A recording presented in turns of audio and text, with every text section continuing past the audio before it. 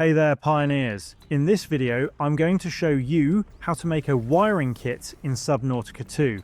Now, when you're just starting out on the game, if you check over to the fabricator right here inside your life pod, over on the Resources tab, you can find copper wire under the Electronics category. Now, why am I mentioning this? It's because after you craft the copper wire, then you will automatically unlock the recipe to make the wiring kit. To make it, it will require a piece of silver and the copper wire that we just crafted.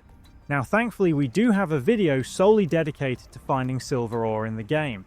So in case you haven't managed to find any, I suggest that you take a peek into that video.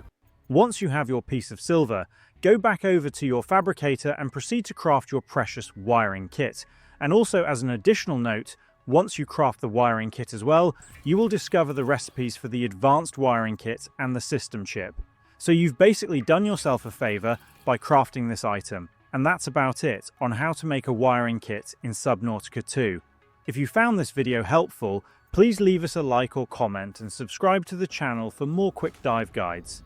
Thanks for tuning in, and I'll see you in the next video.